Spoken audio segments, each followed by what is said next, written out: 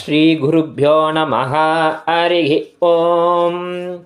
सदाशिवसमारम्भां शङ्कराचार्यमध्यमाम् अस्मदाचार्यपर्यन्तां वन्दे गुरुपरम्परां। शङ्करं शङ्कराचार्यं केशवं पादरायणं सूत्रभाष्यकृतौ वन्दे भगवन्तः पुनः पुनः।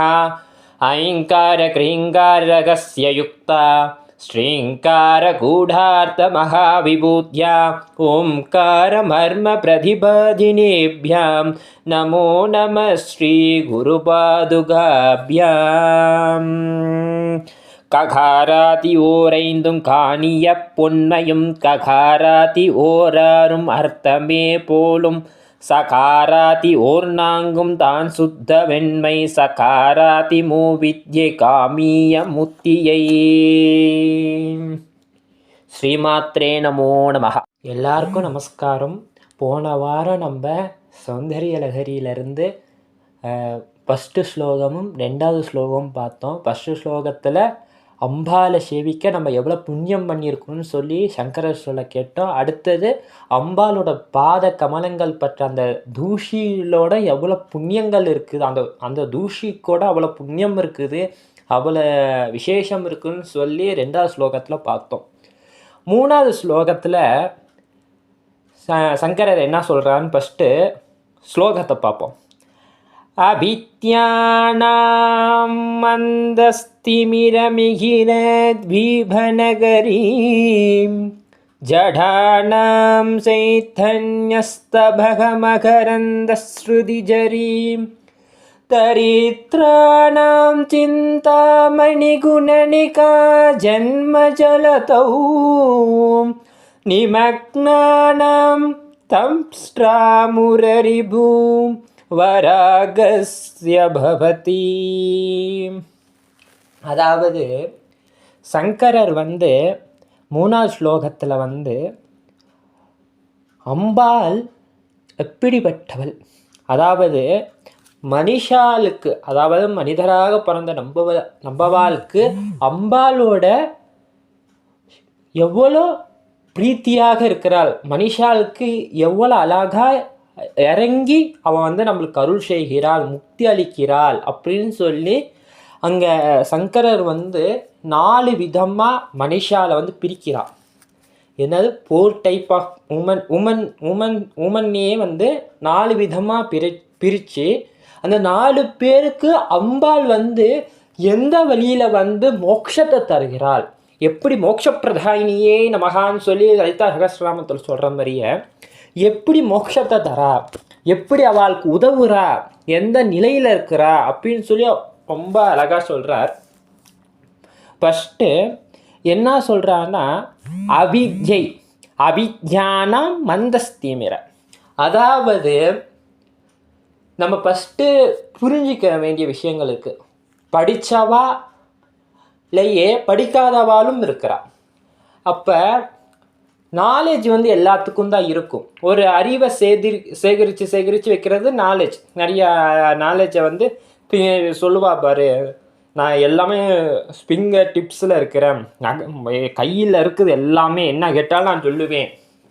அதுன்றது அறிவு. அது அறிவுக்கும் ஞானத்துக்கும் வித்தியாசம் இருக்கும். அறிவும் ஞானமும் ஒன்றா இருக்காது. அறிவு இருக்கிறவங்களோட திமிரா சுற்றுறவங்க நிறையா இருக்கிறாங்க.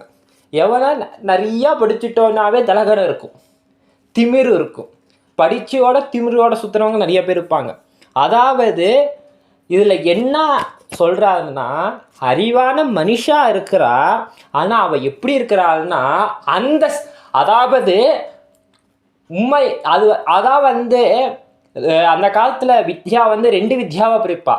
அபரவித்யா, பராவித்யா. அபரவித்யான்றது என்னன்னா சரீரத்துக்கான வித்யா. அதாவது நாளைக்கு நம்ம சாப்பிடணும், நல்ல சொத்து சுகமாக நல்ல சுகமாக இருக்கணும், தர்மார்த்த காம மோக்ஷ அப்படின்னு சொல்ல ஃபஸ்ட்டு 3 தர்ம அர்த்த காம. அதாவது நம்ம தர்மத்தின் படி இருந்து தர்மத்து மூலமாக நம்ம அர்த்தம் ஏதோ நம்ம செல்வத்தை சேகரிக்கிறோம். அதிலிருந்து நம்ம இஷ்டப்பட்டது எல்லாத்தையும் வாங்கிக்கிறோம். அசாகாம என்ன ஆசைப்பட்டது எல்லாம் வாங்கிக்கிறோம். இந்த 3க்கும் நம்ம தேவையான இருக்கிறது என்னது? அபரவித்யா, அதாவது அதான் நம்ம படித்த படிப்பு நம்மளுக்கு காசு பணம் எல்லாம், அது வந்து அபரவித்யா. ஆனால் பராவித்யான்றது உண்மையான வஸ்து என்னன்றது தெரிஞ்சுக்கிறது. அதனால நான் யூடியூப் சேனலுக்கு பேரே லெஸ் கனெக்ட் வித் பராவித்யா. உண்மையான வித்யை என்னது அதை தெரிஞ்சுட்டு மோட்சத்துக்கு அடைகிறதுக்கான வழி என்ன இருக்குதுன்னு நம்ம தெரிஞ்சுக்கணும். அதான் பராவித்யா. அதாவது படித்தவாளே படிக்காத இருக்கிறா, படித்தவளா நல்ல ஞானி, நல்ல புத்திசாலியாக படித்தவளா இருந்தால் அவள் ஞானியாக இருக்க மாட்டாள். அவளுக்கு அகத்தில் வந்து பந்த பாஷம் கட்டி போட்டு இழுக்கிறது, அவளால் அதை விட்டு வர முடியலை. அதான் வந்து ஃபஸ்ட்டு வந்து அவர் சொல்கிறது அதுதான். அவளுக்கு வந்து எப்படி இருக்கிறா அம்பாள் வந்து, அதாவது அந்த இருள், அதாவது பொய்மையான வாழ்க்கை மாயான்ற உலகத்தில், உலகமே மாயா, அந்த மாயால் ஏதாவது பந்த பாஷத்தில் சிக்கி கொண்டு தவிச்சுட்டு இருக்கிறா அந்த மனுஷாலா கடந்தேறதுக்கு அம்பாள் எப்படி இருக்கிறாள்னா அந்த ஸ்திமிர மிகிர த்வீபநகரி, அதாவது ஒரு இருள் போன்ற இடத்தில் சூரியன் உதிச்சா ஒரு நகரம் எப்படி செழிப்பாக இருக்கும் சொல்லுங்க. ஒரு பூ இருள் வந்துடுத்து, எல்லா புஷ்பமும் வாடி போயிடுத்து. அதே மாதிரி ஒரு வருஷம் பூரா அப்படியே இருந்தால் லோகம் நல்லா இருக்குமா? இருக்காது. அதே மாதிரி கார்த்தால சூரியன் வந்தாலும் மலர் வந்து பூக்கும். அப்போ அதுக்காக மலர் வந்து ஒரு மலர்னு அழகு தர காரணமே சூரியன். அதே மாதிரி ஒரு நகரத்தில் வந்து சூரியன் உதிர்த்தால் இந்த இருளெல்லாம் அகன்று எப்படி ஒரு நகரத்துக்கு ஒரு பிரகாசத்தை கொடுக்குறோம், அதே மாதிரி அம்பாள் வந்து நம்மளோட அகத்தில் இருக்கிற இருளெல்லாம் போக்கி நம்மளுக்கு மிகுந்த ஞானத்தை கொடுக்குறா. அது வந்து ஃபஸ்ட்டு மனுஷா. அதாவது ஃபஸ்ட்டு மனுஷானா நாலேஜ் இருக்குது, ஆனால் ஞானியா இல்லை, மாயையில் சிக்கி தவிக்கிறா. அடுத்த மனுஷா யாருன்னா ஜடானம், ஜடம் போல இருக்கிறார், அவருக்கு ஒன்றுமே தெரியாது. புரிஞ்சுட்டா? ஒருத்த அறிவு இருக்குது, ஆனால் சுவாமி பந்த பாஷத்தில் போட்டு சிக்கிறான். இவனுக்கு அறிவு இல்லை, ஜடமாட்டம் இருக்கிறான். ஜடமாட்டம் இருக்கிறவனுக்கு சுவாமி வந்து எப்படி இருக்கிறா, அம்பாள் வந்து எப்படி வந்து ஒரு அழகான சொல்கிறார். சைத்தன்ய ஸ்தபக மகரந்த ஸ்ருதிச்சரி, அதாவது ஜடமாக இருக்கிற ஒரு மனுஷனுக்கு கற்பக விருட்சம் இருக்குது பாருங்க. கற்பக விருட்சம்னா கேட்டது எல்லாமே தரும். ஒரு கற்பக விருட்சத்துல இருந்து ஒரு புஷ்பம் பூத்து அதில் இருக்க அந்த மகரந்தங்களாக பறந்து எல்லாத்துலேயும் போனோம். அப்போ மகரந்தம்னா ஒரு புஷ்பத்தில் உள்ள இருக்கிற அந்த ரீப்ரொடக்டிவ் சிஸ்டம் சொல்லுவாங்க. அது எந்த இடத்துல படுறதோ நல்லா செடி வலிக்கும், இந்த நாடே செழிப்பாகும். கரெக்டாக? அதே மாதிரி அதாவது ஒரு ஜடமாக இருக்க நிலத்திலோட அந்த கற்பக விருட்சத்தோட புஷ்பத்தில் இருக்க மகரந்தங்கள் விழுந்தால் அந்த ஜடமான நிலத்துலேயும் புஷ்பம் பூக்கும். செடி மரம் ஃபஸ்ட்டு செடி பூக்கும், மொட்டு போட்டு புஷ்பம் முடிக்கும். அதே மாதிரியே அம்பாள் வந்து ஒரு ஜடமாக இருக்கிற மனுஷனுக்கோட அறிவு கடலாக வந்து ஒரு எப்படி ஒரு புஷ்பத்தில் இருக்கிற மகரந்தம் நிறைய செடிகளை தந்து ஒரு நாட்டையே செழிக்க செய்கிறதோ, இல்லை நாடு குறிப்பிடலை, நானே அப்படி அவர் சொல்லிப்பாருன்னு சொல்லி ஒரு இதில் நான் அசம்ஷன் பண்ணி என் கமெண்ட்ரியில் நான் சொல்கிறேன். அந்த மாதிரி ஒரு எப்படி செழிப்பாக இருக்குதோ அந்த மாதிரியே செழிப்பாக இருக்க நம்ம ஆத்ம ஞானத்தை செழிப்பாக்குறதுக்கு அம்பாள் துணையாக இருக்கிறா அப்படின்னு சொல்லி ரெண்டாவதாக சொல்கிறா. தரித்திரானாம் சிந்தாமணி குணனிகா, அத்தை ஃபஸ்ட்டு நாலேஜாக இருக்க மனுஷால சொல்லிட்டா, அத்தை ஜடமாக இருக்க மனுஷால சொல்லிட்டா. அடுத்தது மூணாவது ஒரு மனுஷால சொல்கிறான். மூணாவதாக இருக்கிற மனுஷா வந்து ஃபஸ்ட்டு 2 மனுஷாலோடையே சமாளிச்சிடலாம். ஆனால் மூணாவதாக இருக்கிற மனுஷா பாரோ, அவள் சரியான இவா. எப்படின்னா என்ன இருந்தாலும் எனக்கு இல்லை இல்லை இல்லை தரித்திரம் பிடிச்ச வீடுன்னு சொல்லுவாள். என்கிட்ட காசு இல்லை, எனக்கு நினச்சதெல்லாம் நடக்க மாட்டுது, ஒரே கஷ்டமாக இருக்குது, என்ன பண்ணுறது, அப்படியே ஒன்றும் இல்லைன்னே புலம்பின்ட்டு காப்பார் தரித்திரமாட்ட. அவளுக்கு வந்து அம்பாள் எப்படி இருக்கிறான்னா சிந்தாமணி குணனிகா, அதாவது சிந்தாமணின்றது வந்து ஒரு ரத்ன கிரீடம், ஒரு ரத்னமான மணி.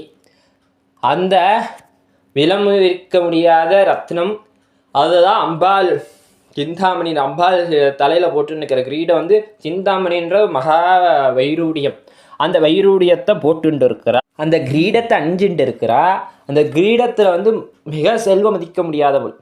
அந்த மாதிரியே தரித்திரமாக இருக்கிறவாளுக்கு அந்த சிந்தாமணின்ற ஒரு கிரீடத்தை வச்சா, அந்த சிந்தாமணின்றது இந்த பீஜமே உண்டு. கிரீம் லலிதா சகஸ்ரநாமத்தில் வந்து உபாசனை எடுத்தவா, ஸ்ரீவித்யா உபாசனை எடுத்தவாளாக வந்து 3 பீஜத்தை சேர்த்துப்பா. ஓம் ஐம் ஸ்ரீம் கிரீம், ஓம் ஐம் ஸ்ரீம் கிரீம், ஓம் ஐம் ஸ்ரீம் கிரீம், ஓம் ஐம் ஸ்ரீம் கிரீம் அப்படின்னு சொல்லுவா. ஐம்ன்றது சரஸ்வதியும், ஸ்ரீம்ன்றது லட்சுமியும், கிரீம்ன்றது அம்பாள், அதாவது பார்வதியும் குறிக்கும். இந்த கிரீம் என்ற அக்ஷரத்தில் வந்து உபாசனம் பண்ணால் நினைக்கிறது எல்லாமே கிடைக்குமா. அதே மாதிரி இந்த சிந்தாமணி கிரீடத்தை வந்து இந்த அம்பாள் ஸ்வரூபமாக இருக்க இந்த வைர ரத்னங்கள்கிட்ட வந்து கேட்டது எல்லாமே கொடுக்குமாமா. அப்படிப்பட்ட ஒரு சிந்தாமணி ஒரு வைரம். அந்த வைரம் போல் அவளுக்கு இருக்கிறாளாம் அம்பா, கேட்டது எல்லாமே தருபவள் அப்படின்னு சொல்லி சங்கரர் சொல்கிறார். அடுத்தது ஜன்மஜலத்தோ நிமக்னானாம், அதாவது இல்லை என்ன சொல்கிறான்னா, ஃபஸ்ட்டு வந்து நாலேஜ் பர்சன் ஆனால் ஆத்மசுத்தம் இல்லை. அடுத்த ஜடமாக இருக்கிற பர்சன். அடுத்தது சதா சர்வத்திர காலம் ரோதனை சொல்லிட்டு இருக்கிறவா. அடுத்தது 4வது ஒரு மனுஷா என்ன சொல்கிறான்னா ஜென்மஜலதௌ, அதாவது பிறவிக்கடல். பிறந்து பிறந்து சாவரம் பிறக்கிறோம் சாவரம். எதுக்கு பிறந்தோ எதுக்கு சாவரோன்னே தெரியாமல் சாவரம். அதாவது இந்த பிறவியில இருந்து எனக்கு மோட்சத்தை தர பிரதாயினியாக இருக்கிறா. அந்த மோட்ச பிரதாயினி எப்படி, அம்பாலோட ஸ்வரூபம் எப்படி இருக்குன்னு சொல்லி அவளை கம்பேர் பண்ணுறான்னா, சங்கரர் வந்து சண்மதத்தை ஸ்தாபிச்சார்ன்றதுக்கு அர்த்தம் இந்த சௌந்தரிய லஹரியிலன்னு சொல்லலாம்.